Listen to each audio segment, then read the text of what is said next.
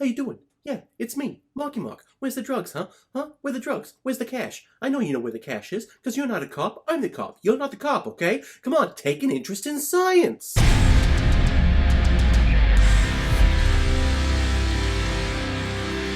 Two guns! Count 'em! 1, 2, Guns! Released in 2013 and directed by Balthazar Kumaker. Wow, your parents actually named you Balthazar. Wanted you beat it up as a kid. But little old Balthzy is behind such films like The Sea, A Little Trip to Heaven, Everest, and Adrift. And this film is starring Denzel Washington, Mark Wahlberg, the reason why I picked up this movie, Paula Patton, James Marsden, Edward James Olmos, and a delightful surprise to see Bill Paxton. Denzel Washington and Mark Wahlberg are two undercover agents. Well, actually, Denzel Washington is the only really undercover agent. Marky Mark was just going undercover for the Navy. But they're two undercover people who are basically doing a sting for this huge drug cartel. And while they're doing this sting, they actually commit a even bigger sting by robbing the bank that all of the drug cartel's money is housed in. But what comes to find out, and I guess, I'm sorry, slight spoilers, this whole bank is actually owned by the CIA. And so Hammond Bill Paxton comes on in and tries to get the money back. I think that's what happened.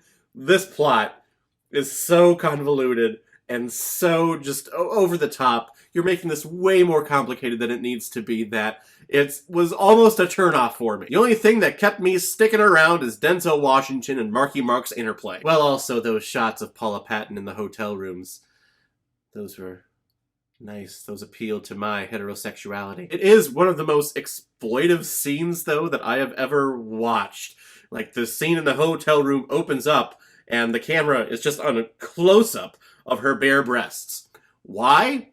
No reason. Of course, she's sleeping with Denzel Washington, which, we could tell that story by not having to just linger on, the boobs for like 10 seconds. Just really close-up.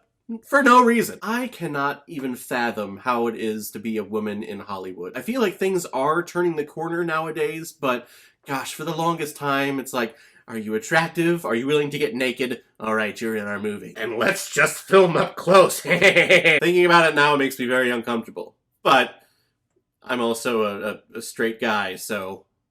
And she's very attractive. It's the reason why we're watching this movie.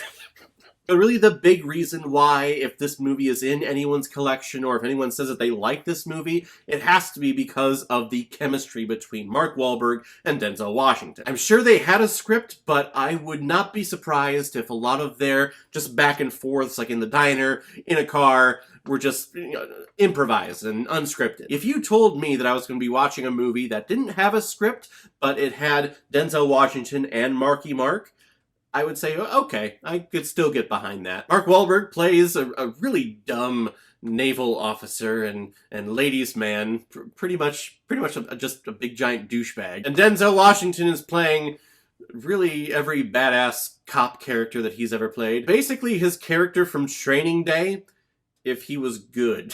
He's been doing the sting operation with this drug cartel for a long time, and for some reason we have to rob this bank, because then it'll make or force them to pay him in cash for some drugs that he wanted to give them, but they wouldn't take because they gave him cash. I don't know. My biggest advice to you, if you are going to watch this movie, is don't overthink anything. Don't overthink the plot. Try not to focus on exactly who is who and what is happening. Just have a good time with all the funny things that, or at least the trying to be funny things that they are saying. And just enjoy Bill Paxton, because unfortunately he's no longer with us, and after he's gone, you realize just how wonderful it is to see him in any movie. The guy just hams it up in everything. Game over, man! Game over! When you get down to the basics of this movie, it's really nothing that we haven't seen before. It's really a throwback to the 80s and to the 90s buddy cop films that we used to get, like Lethal Weapon, which apparently the formula is take one white guy and one black guy and put them together, and you got a buddy cop movie.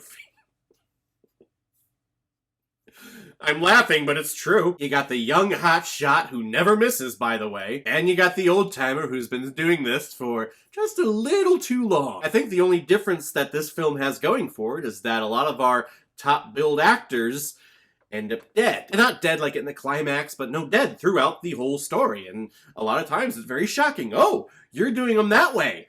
Okay. Awesome. That raises the stakes for me. I like that. And everything else is predictable. It has definitely been done before. Actually, I don't think there's a single action piece in this movie that I have not seen in any other film. So, I mean, it was done fine. It's just, I've seen it all before. Give me something new, something different, I guess. Or is that too selfish of me as an audience member? Maybe I'm being too stuck up. No, because I paid my money for this. I mean, seriously, Mark Wahlberg is Riggs from Lethal Weapon. He never misses. Ever. And he makes it a point to say, oh, I never miss, okay? Yeah. Isn't that interesting? Isn't that fascinating? Come on, guys. Take an interest in science. What? No. Oh, I love making fun of that. I think it's an okay time. I was going into this very skeptical, not thinking a lot. I had heard not so good things about this film, but then watching it, I'm like, okay, I'm following it, and I'm following along what's going on. All of these different organizations coming in over all this money. It's a little weird and convenient that all of these storylines are, clashing at this climax here, but I'm still having a good time. This is nothing spectacular, but it's nothing terrible too. I'm gonna give 2 guns 2.5 out of 5 Blu-rays. I found that if you have a goal, that you might not reach it. But if you don't have one, then you are never disappointed. And I gotta tell you, it feels phenomenal. Basically 2 guns and a magazine. Alright everyone, now comes my favorite part in my videos where I pick which movie I'm going to be watching next. And the next one comes as a recommendation from one of my subscribers, someone who comments almost on all of my videos, and it's given me so many recommendations. Rusty Beetle, you recommended Orlando. Orlando, I love you, Orlando, SeaWorld and Disney and putt-putt golfing.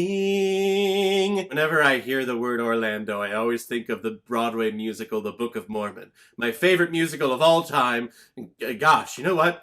Forget 2 guns. Go watch that musical. Pay the money. It's fantastic. It's a wonderful treat. That was one of the Mormons' dream locations to go to be a missionary, is Orlando, Florida. But I am happy that you recommended this film, Orlando, because I had actually picked this up about a year ago at one of those, second chance DVD sales stores, and I saw Tilda Swinton and Billy Zane on the cover and thought, yeah, those are 2 very gorgeous people. No idea what the story is or what the movie's about. I think it's based on a Virginia Woolf novel, which of course I have not read because I'm not the biggest reader, so I'm sure I'm going to get a lot of hate on my next review. But thank you very much, Rusty Beetle, for the recommendation. If any of you have recommendations of films that you want me to review on here, leave a recommendation below this video, or go to my Facebook page, my Instagram, or my Twitter, and leave a recommendation there, and if I have access to it, I will watch, review it, and give you a shout out on the channel. So guys, have you seen 2 Guns? What did you think about it? Or if you've never seen it before and you stumbled across it because of this video, comment below, let me know what you thought about it. Going into professional wrestling there. You want to watch 2 Guns? Well, we're going to do it this Sunday inside a steel cage. It's going to be madness.